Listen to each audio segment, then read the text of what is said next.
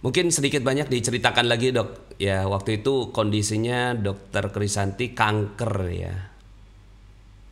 Mm-mm.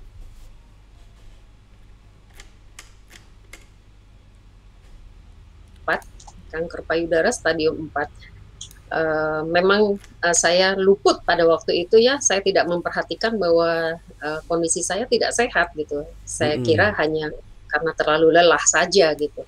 Ternyata enggak, ada sesuatu dalam diri saya. Mm-mm. Dan saat itu kondisi saya tidak memungkinkan untuk melakukan pengobatan. Mm. Uh, Entah mungkin ya memang karena waktu itu sudah mau masuk Ramadan, rasanya tuh saya kangen sekali sama Baitullah gitu. Saya Mm. bilang, ya Allah, apapun yang terjadi, saya terima dan sampaikan aja saya ke rumahmu. Karena buat saya bukan tidak sehatnya itu sendiri yang menakutkan, tapi yang menakutkan buat saya adalah kalau saya diambil, saya masih membawa banyak dosa saya. Gitu. Mm-mm. Setidaknya uh, diampuni sama Allah itu lebih berarti daripada kesembuhan itu sendiri. Allah, di saat ampunan Allah lebih berharga daripada kesembuhan. Masya Allah.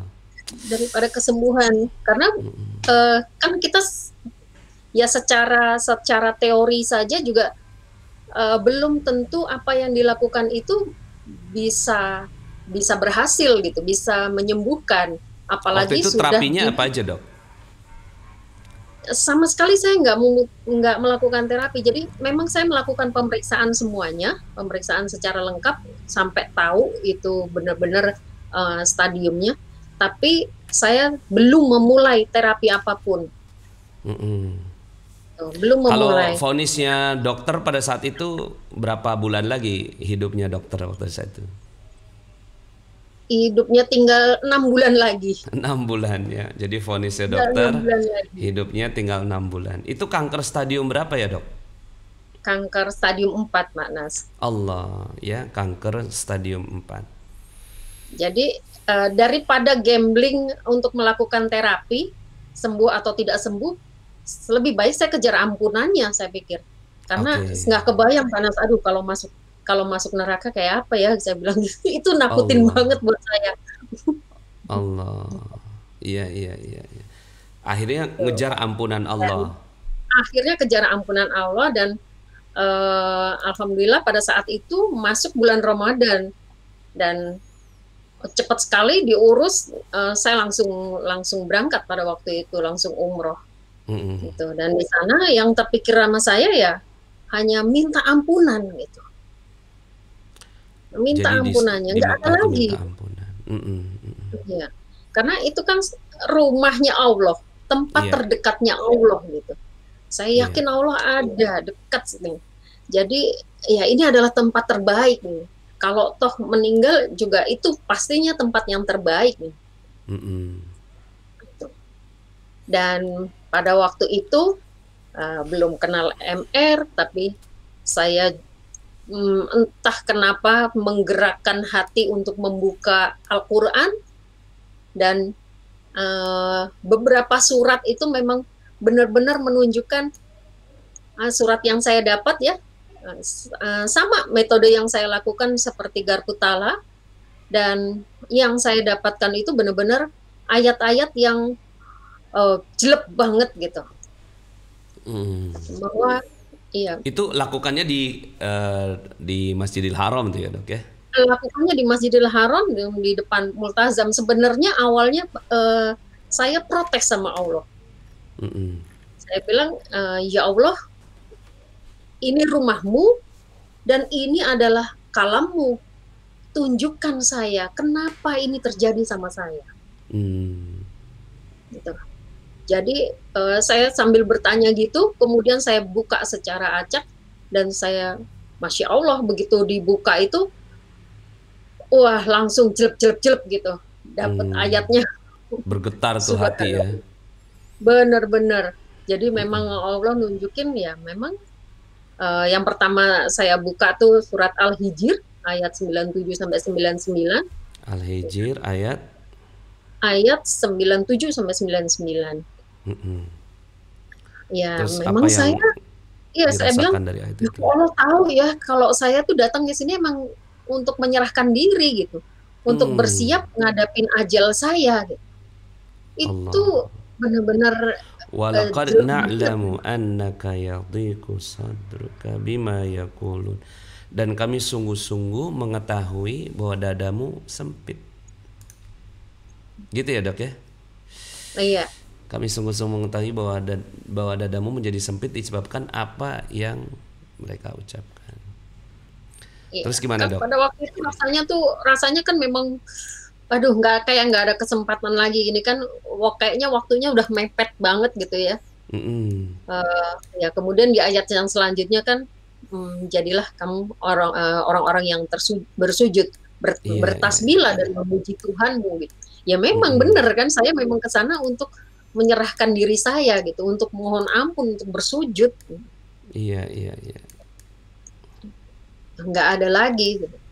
Mm-mm. Ya itu bikin, wah Wa'bud Allah kok tahu rabbaka ya. hatta ya'tiyakal yaqin.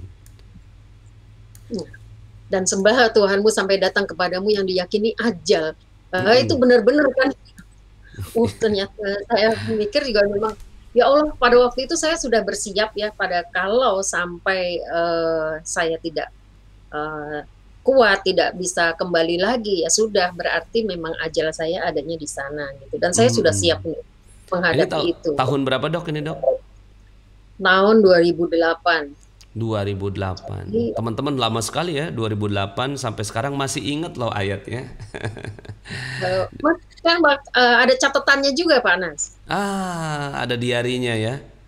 Ada catatannya. Mm-mm. Memang sebagian hilang, tapi ada yang nempel kuat itu. Nah, itu saya masih ingat. Iya, iya, iya, iya, iya. Terus gimana, Dok? Ya. Kemudian eh, ya setelah itu saya udah nggak pikir lagi. Sama sekali saya udah nggak mikir. Ya sudah, kan saya memang kesini mau minta ampun gitu. Mm-mm. Mau bersiap, berserah aja. Mm-mm. Lakukan amal, lakukan ibadah sebaik-baiknya apa yang saya bisa, dan puasa. Meskipun secara fisik tuh rasanya, kalau dilihat fisik kayaknya nggak kuat gitu. Tapi kok Mm-mm. pada waktu itu Allah kasih kekuatan itu. Jadi nggak pernah nggak puasa, tetap berpuasa, Oh, tetap puasa pada saat itu ya. tetap berpuasa. Malah saya paksakan diri, pokoknya begitu ada kesempatan untuk umroh, umroh. Allah. Iya, iya, iya, iya. Karena memang 3 minggu di Mekah, jadi rasanya cukup banyak waktu untuk bisa umroh. Mm-mm. Nah, kemudian uh, ya sudah, setelah itu saya nggak mikir lagi. Pokoknya lakukan yang terbaik, minta ampun, dan itu saya memang tidak kontak lagi ke rumah, karena saya pikir saya nggak akan sanggup untuk bilang, kalau saya nggak kembali, saya nggak akan sanggup justru ngadepin yang di rumah gitu. Jadi ya sudah, saya lebih baik nggak kontak. Mm-mm. Jadi sama sekali lost kontak lah sama teman-teman apa sama keluarga ya. Ber- bukannya lost kontak karena nggak sengaja, tapi disengajakan lost kontak. Disengaja. Jadi Mm-mm. mungkin ini masuk goa nih, Iya, iya, iya, iya, masuk goa karena keadaan gitu. iya, iya. Dipaksa masuk goa. Jadi benar-benar saya nggak mikirin apa-apa. Pokoknya pikiran saya cuma Allah, Allah, Allah. Itu Allah. aja. Iya, jadi teman-teman mungkin kita nggak bisa ngerasain ya orang yang pikirannya cuma Allah aja gitu. Tapi pada kondisi di mana ajal sudah lebih dekat dibandingkan dengan kehidupan, ya maka eh, hal itu terjadi gitu ya. Waktu itu Dokter Krisanti pergi sama siapa, Dok? Sendiri, nggak ada yang saya kenal sih. Oh, nggak ada yang Ada dikenal. rombongan tapi nggak ada yang saya kenal ya. Hmm, iya iya Nggak iya. ada yang saya kenal. Pokoknya pada waktu itu secepat-cepatnya dapat mana ada travel yang masih bisa ngurus dalam waktu seminggu, ya itu udah langsung berangkat aja. Masya Allah. Iya. Nah, terus apa nih Dok pelajaran yang bisa kita Iya, dapatkan? eh, iya. Setelah itu ternyata kok saya masih bisa kembali gitu ya. Masih Mm-mm. bisa kembali. Yang tadinya saya pikir saya nggak kuat karena secara fisik juga habis badan saya kan. Mm-mm. Jadi, Turun eh, berapa kilo tuh Dok? waduh, saya sampai dari 60-an itu nggak sampai 45. Allah, kurus Jadi banget waktu itu ya. udah kurus sekali memang Mm-mm. habis. Jadi makanya kalau secara fisik kelihatannya nggak akan kuat gitu. Tapi kok Mm-mm. Allah kasih kekuatan itu gitu. Mm-mm. Dan terus saja. Mm-mm. Nah, eh, Bisa dibilang Dokter Krisanti sekarang mengalami kesempatan hidup kedua ya dari Allah Subhanahu Wa Taala. iya, bisa bilang begitu. Ya karena udah lewat Jadi vonis dokter iya, 6 bulan gitu. Tapi kemudian setelah itu ternyata bisa melalui gitu ya. sebenarnya sih enggak Ustadz. Mm-mm. Kesempatan ketiga mungkin. Sebelumnya, beberapa tahun sebelumnya saya divonis sebagai talasemia. Talasemia. Talasemia tuh Talasemia, kanker darah, bukan ya? eh, kanker darah. Kanker darah. Jadi pada waktu itu juga seperti itu. Saya waktu itu pas saya lagi ujian dokter, gitu. Lagi Hmm. ujian dokter, terus saya ambruk tiba-tiba dan Mm-mm. diperiksa ternyata, wow keren ternyata gitu. Mm-mm. Mm-mm. Nah Mm-mm. waktu itu saya juga nggak ingat bener ya pada waktu itu saya nggak udah saya hanya menyerahkan ke ayah saya yang kebetulan juga dokter gitu. Hmm. Eh, saya udah nggak mikir lagi. Ternyata Allah kasih kesempatan hidup. Nah makanya pada saat saya divonis kanker ini, kemudian kemudian apa? Wah ini kalau saya nggak minta ampun bener-bener nih, mungkin Allah nggak akan kasih kesempatan lagi nih. Masya Allah. Gitu. Karena nggak mungkin Allah. Allah kasih kesempatan lagi gitu. Mm-mm. Mm-mm. Makanya saya Teman-teman mikir ini tulis di adalah yang komen ya. terakhir. Teman-teman tolong tulis di komen ya. Rahasia Allah memberikan hidup adalah kesempatan untuk diampuni. Ya. Rahasia Allah memberikan kesempatan hidup adalah untuk diampuni. Begitu juga dengan Nabi Adam alaihissalam ya, dikasih hidup sama Allah Subhanahu wa taala di muka bumi. Untuk apa? Ya, untuk apa Nabi Adam di muka bumi? Bukan untuk yang lain, tapi untuk minta ampun kepada Allah Subhanahu wa taala. Nah, Dokter Krisanti ya dapat kesempatan hidupnya itu bukan karena doa, ya Allah aku minta sembuh, ya Allah aku minta sembuh, ya Allah aku minta sembuh, itu ya. Allahumma anta syafi', ya engkaulah yang maha menyembuhkan, maka berikan kesembuhan kepada. Ternyata doanya Dokter Krisanti bukan untuk minta kesembuhan, tapi minta yang lebih inti dari kesembuhan, yaitu minta ampun kepada Allah. Jadi bagi teman-teman semuanya yang mungkin ya ada dalam kondisi-kondisi yang mirip-mirip sama Dokter Krisanti ya, ya usahanya nggak berjalan, dipecat, PHK, sakit atau nggak sehat ya, berbaring sekarang ini di tempat-tempat perawatan eh, apa RS gitu ya, maka minta pertama kali adalah pengampunan dari Allah Subhanahu wa taala. Oke. Itu satu ya, rahasia Allah memberikan kesempatan hidup adalah untuk diampuni. Bagus banget ini kesimpulannya. Berikutnya, Dok. Ada ayat yang saya lakukan juga Garbutala pada waktu itu Al-An'am ayat Mm-mm. 164. Itu Al-An'am ayat 164. itu karena saya masih bertanya juga kan, masih bertanya juga, kenapa ya Allah gitu. Hmm. Jadi Kasih ada tanya juga alasan sesi yang sesi pasti. keraguan tuh ada juga ya, Dok? Masih ada keraguan gitu. Dan merasa kadang-kadang masih ngerasa bersih gitu ya. Padahal amalnya mungkin amat sedikit gitu. Nah ini Kul aghairallahi abghi rabban wa huwa rabbu kulli syai' ولا تكسب كل نفس إلا عليها ولا تزر وازرة وزر أخرى ثم إلى ربكم مرجعكم فينبئكم بما كنتم فيه تختلفون. Katakanlah, apakah aku akan mencari Tuhan selain Allah, padahal Dia adalah Tuhan bagi segala sesuatu, dan tidaklah seorang membuat dosa melainkan kemudorotannya kembali pada dirinya sendiri, dan seorang yang berdosa tidak akan memikul dosa orang lain, kemudian kepada Tuhanmu lah kamu kembali dan akan diberitakannya kepadamu apa yang diperselisihkan. Masya Allah. Ini ragu-ragu terus ini buka ayat, iya, kenapa ente ragu gitu ya, nyari yang iya, lain. iya. Eh, Kalau saya ragu, apakah saya akan cari Tuhan yang lain gitu? Allah. Apakah ada Tuhan yang lain yang kasih kehidupan?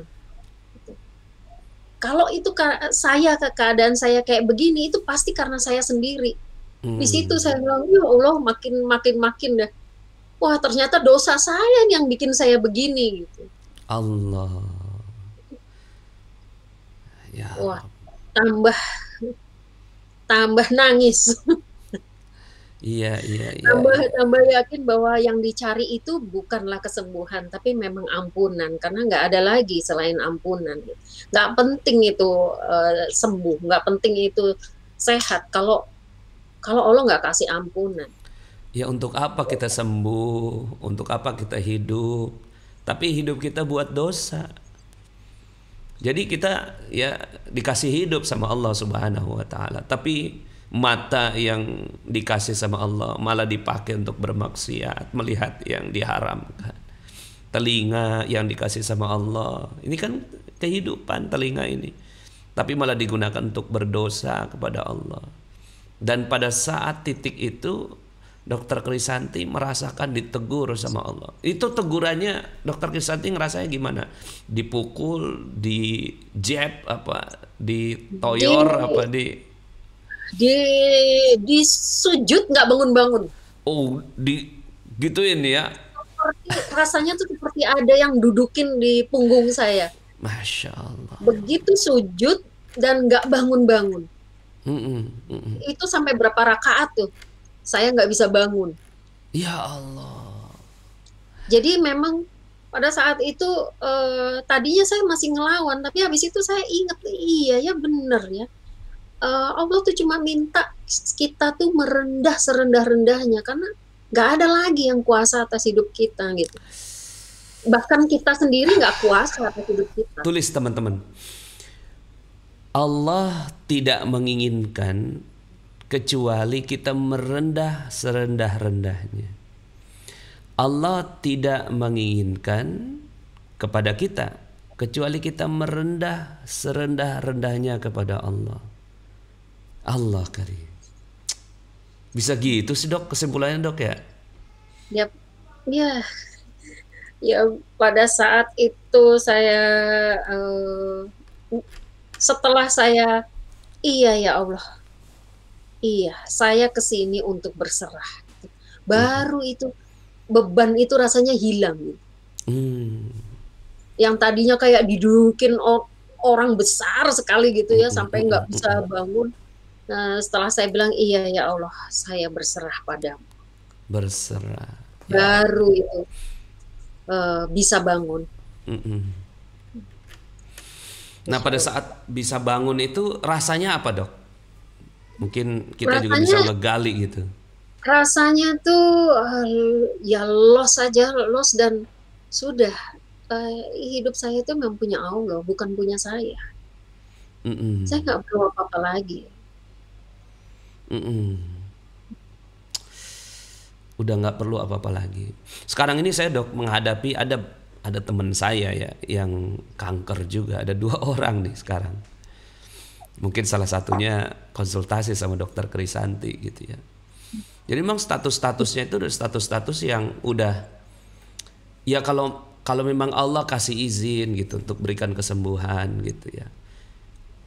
Ya meninggal udah pasti ya. Kita semua kullu nafsin za'iqatul maut. Kita semua akan Ya, merasakan mati. betul, Tapi ada yang betul. matinya tuh dicicil kayak dokter Krisanti. Artinya dicicil tuh prosesnya tuh ya nggak mudah gitu. Tiba-tiba ya dan proses itu akhirnya kita jadi belajar gitu. Apa sih yang dirasakan sama orang-orang yang udah nggak punya harapan hidup gitu. Menakutkannya tuh luar biasa. Awalnya menakutkan, Menakutkan luar biasa. tiba-tiba dengan Al-Quran jadi tahu ya kesalahannya tuh bukan siapa-siapa tapi kesalahan diri sendiri. Iya, Terus kemudian mulai bangkit dan tidak lagi menginginkan yang lain kecuali Allah. iya, iya. Masya Allah, perasaan itu tuh yang mahal sekali ya. Perasaan itu mahal sekali teman-teman semua. Kalau dalam spiritual matter itu perasaan plus 8 dok. Dan Masya Allah. Ih. Dan pada waktu itu ya karena saya nggak berpikir, saya mikirnya mungkin saya tidak bisa kembali lagi gitu ya. Mm-mm, Ini mm-mm. akhir hidup saya di sana gitu. Jadi pada waktu itu apa yang saya bawa juga saya sedekahin aja semuanya. Allah. Saya sedekahin aja semuanya. Itu termasuk saya sebisa mungkin ya pada waktu itu bebas ya. Jadi sebisa mungkin selama mungkin ada di masjid gitu. Mm-mm, Ya mm-mm. buka di situ, sahurnya juga di situ, seadanya, sedapatnya gitu. Kalau dapat banyak bagi-bagi lagi gitu. Mm-mm. Termasuk apa yang dibawa semuanya kasihkan ke orang. Itu 10 hari terakhir apa? Kalau Itu 10 hari terakhir, saya 3 minggu di sana. oh 3 minggu ya. Iya sampai sampai 3 minggu di Lebarannya di Mekah. mana tiga lebarannya? minggu di Mekah. Lebarannya di Mekah. Oh iya, betul 10 hari tiga terakhir di minggu di sana ya. Mekah, baru seminggu ke Madinah. Ya Rabbi, ya. Jadi, masya Allah, Apalagi nih dok, itu pelajaran yang sama kita bisa sekali ambil nih dok. udah nggak kepikir sama sekali saya tuh. Mm, mm, mm, mm, Ya, mm. masya Allah, itu mungkin itu juga momen pertama kali saya memakai hijab. Ah, Jadi pada saat saya nggak inget itu sudah umroh keberapa pada waktu itu, mm, mm, ya. mm, Karena kan 2 atau 3 hari saya berusaha untuk umroh. mm, mm. Umroh lagi sebanyak mungkin bisa umroh, Allah. ya. Itu ada di satu saat sedang tawaf, tahu-tahu ada orang yang ngasih saya kain Mm, mm, putih, kainnya mm, mm. masih ada sampai sekarang saya simpan. Allah. Kasih kain putih langsung ditutupkan gitu di atas gitu. Mm, mm, Memang pakai mukena tapi ditutupkan. Nah, mm, itu mm. tuh yang muncul di hati saya, iya ya Allah, ini saatnya saya menutup semuanya. Allah. Karena Kayak yang dikasih kain kebayang, kafan gitu ya. betul, yang kebayang di saya itu, ya Allah, sebentar lagi saya dikafani gitu. Itu ngeri banget. Allah. Saya teringat tuh ada apa namanya sultan-sultan di Turki. Kan ininya tuh lebar tuh ya. Sampai tinggi banget tuh, ya. Karena itu sebenarnya adalah kain kafan. Jadi mereka jadikan apa sih tron ya? Apa sih tron tuh? Ya. Ininya mereka tuh bukan seperti hiasan-hiasan duniawi, tapi malah mereka gulung-gulung gitu ya. Yang digulung itu adalah kain kafan mereka. Jadi ketika setiap nginget itu, ingat kain kafan tuh udah dibawa kemana-mana. Nah pada saat itu Tapi dokter memang Krisanti benar ya, dikasih kain kafan sama orang ya. kasih kain kafan itu kain itu memang kain kafan memang. Allah, ih kalau bisa ditunjukin mah keren banget nih dok. Itu saya begitu ini ya Allah ini saatnya, aduh itu tambah lagi itu saya, Mm-mm, aduh mm-mm, mungkin mm-mm. Ya eh, Robbi, ini mengerikan pelajarannya sekali luar ini. biasa teman-teman ya. Mungkin kita nggak bisa ngebayangin ya. Saya juga tahap mencernanya mungkin belum nyampe kan, karena rasa yang dirasakan oleh Dokter Krisanti itu memang rasa yang real gitu ya. Saat dimana merunduk serunduk-runduknya, terhina sehina-hinanya ya, kemudian juga bersalah sebersalah-bersalahnya gitu ya, kemudian juga berharap seberharap-berharapnya hanya kepada satu, yaitu kepada Allah Subhanahu wa Ta'ala. Dan mungkin itu juga perasaan yang dirasakan oleh Firaun. Firaun itu ketika ditenggelamkan, dimasukkan ke dalam air gitu ya. Dia bayangkan 400 tahun ngaku sebagai Tuhan gitu ya. Ngebunuhin bayi-bayi, terus kemudian ya di dalam prosesnya itu tenggelam di dalam air, dan itu lama itu. Ya berada di dalam air ya kan, kalau ketabrak kontainer kan cepet gitu ya. Kalau ini dia masih proses itu, nah proses itu ya Allah aku udah nggak butuh yang lain gitu ya. Sekelas Fir'aun saja pada saat itu hampir beriman dok. Dalam surat Yunus ayat 90 ya. Di sini hatta idza adrakahul gharaq qala amantu. Nah di sini nih ya. Jadi Fir'aun saja dalam kondisi kematian, sakaratul maut gitu ya. Itu siap untuk bersyahadat.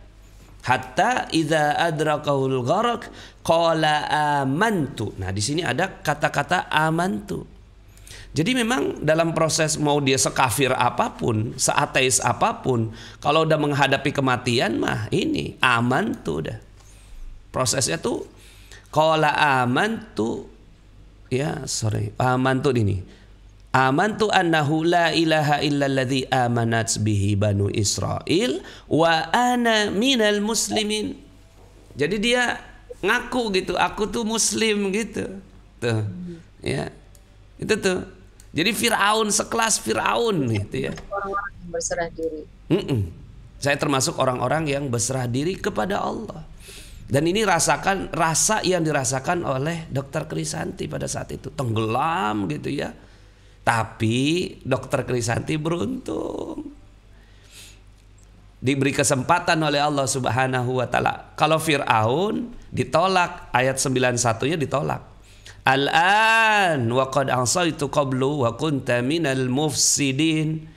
Apakah sekarang baru kamu percaya, padahal sesungguhnya kamu telah durhaka sejak dahulu? Kamu termasuk orang-orang yang berbuat kerusakan ya. Jadi dia ngaku muslim, tapi Allah kasih gelar mufsid, orang yang berbuat kerusakan, nggak diterima imannya Fir'aun. Masya Allah. Nah Dokter Krisanti beruntung sekali. Itu yang menakutkan. Kalau udah nggak diakui ya. Kalau jadi kayak Firaun gimana gitu. Nah ini juga jadi pelajaran yang berharga buat teman-teman semua ya. Kita yang belum sampai pada taraf kematian tuh sangat dekat gitu ya. Mbok ya eling gitu. Kita sadar sesadar-sadarnya bahwa kematian itu sebentar aja bakal menghampiri kita. Masya Allah. Silakan lanjut dok. Mungkin ada satu lagi mungkin pelajaran apa yang bisa kita dapat. Setelah itu pulang ke Indonesia terus gimana dok? Setelah itu pulang, saya sudah nggak mikir sama sekali. Karena buat saya masih nafas aja, masih ada aja, itu sudah anugerah gitu ya. Iya, jadi saya nggak mencari tahu lagi gitu, nggak mencari tahu bagaimana kondisi saya. Ya sudah jalani aja gitu.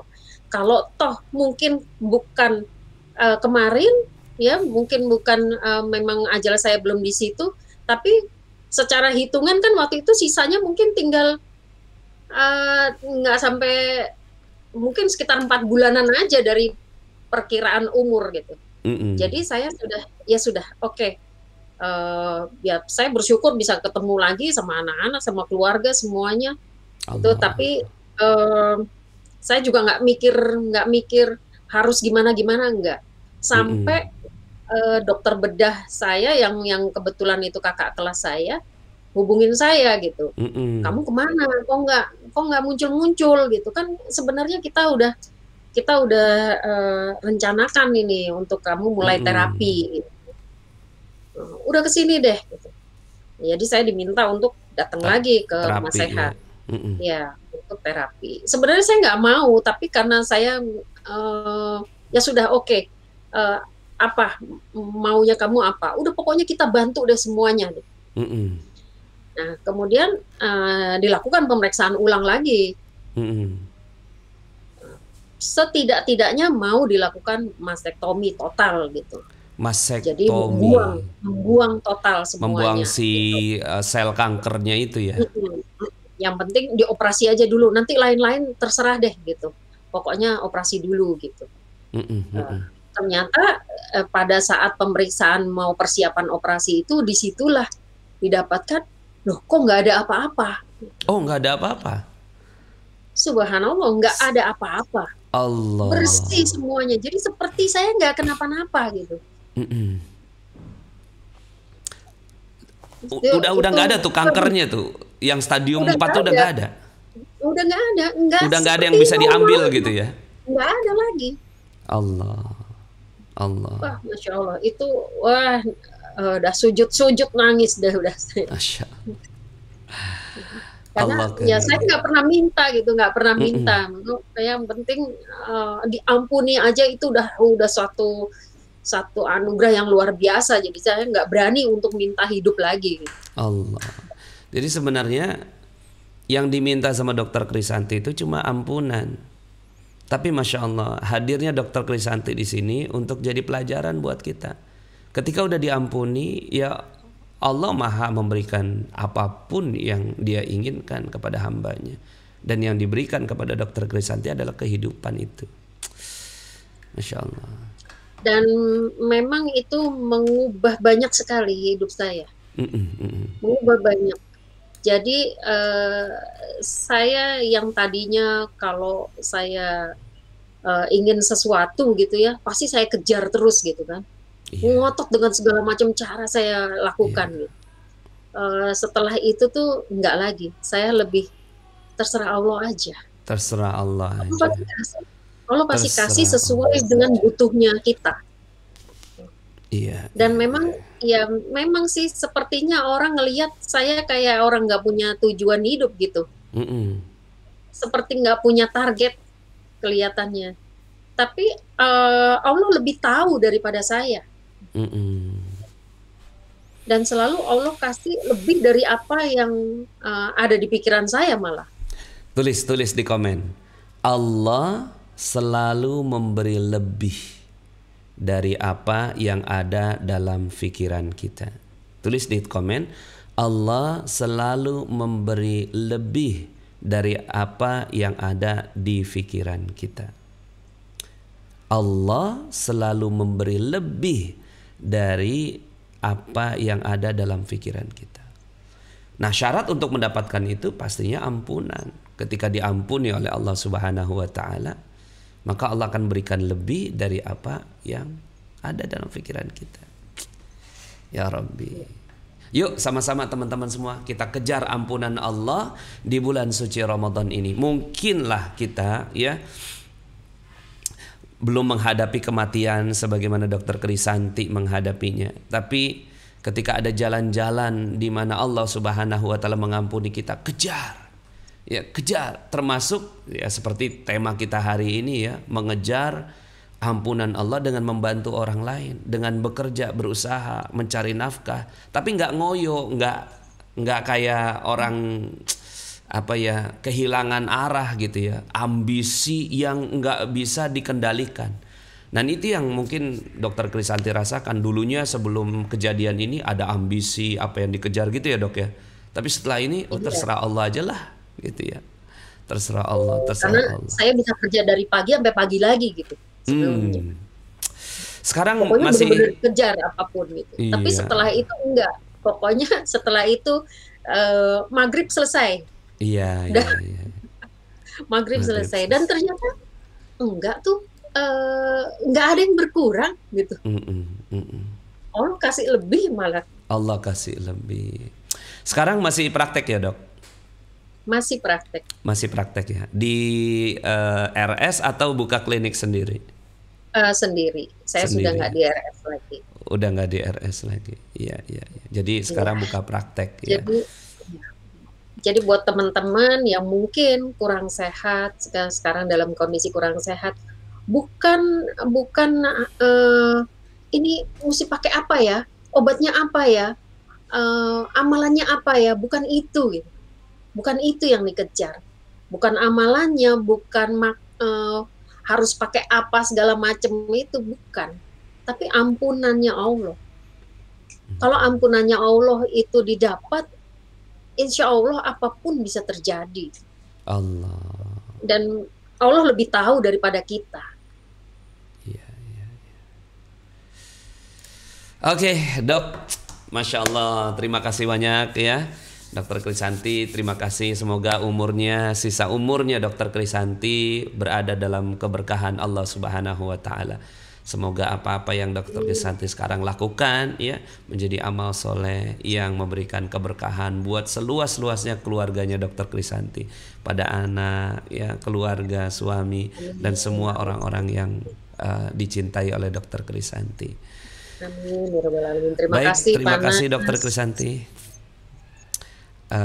Ini akhir dari diskusi kita ya teman-teman semua. Saya undur diri ya.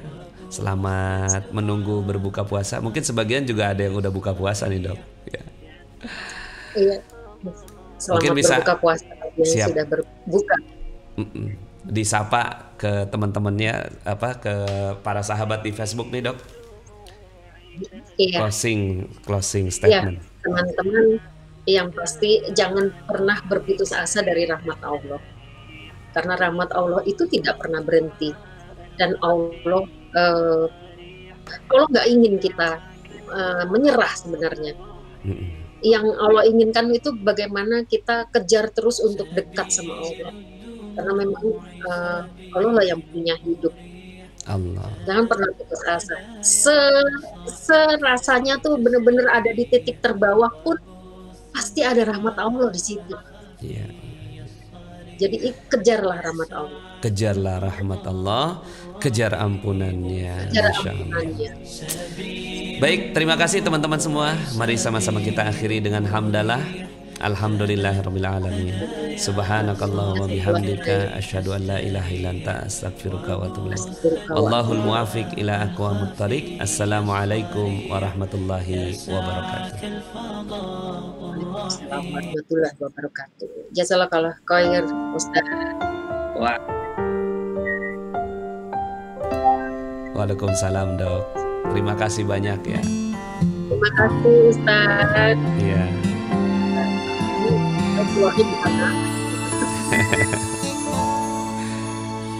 Sungguh sempurna kalammu, begitu bermakna ayat cintamu.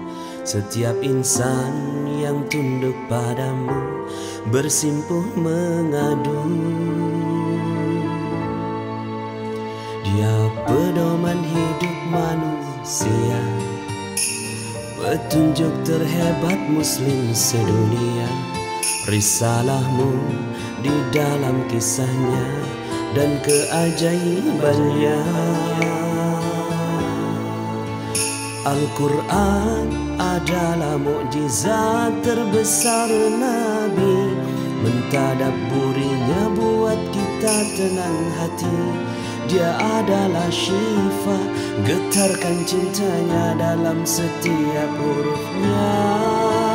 Al-Quran adalah cerminan akhlak Nabi, anugerah terindah wahyu ilahi Rabbi. Vibrasi menyentuh hingga relung hati, wasilah penyembuh bagi muslim sejati. Sungguh sempurna kalammu, begitu bermakna ayat cintamu. Setiap insan yang tunduk padamu bersimpuh mengadu. Dia pedoman hidup manusia, petunjuk terhebat muslim sedunia. Risalahmu di dalam kisahnya dan keajaibannya. Al-Quran adalah mukjizat terbesar Nabi. Mentadabburinya buat kita tenang hati. Dia adalah syifa, getarkan cintanya dalam setiap hurufnya. Al-Quran adalah cerminan akhlak Nabi, anugerah terindah wahyu ilahi Rabbi. Vibrasi menyentuh hingga relung hati, wasilah penyembuh bagi muslim sejati.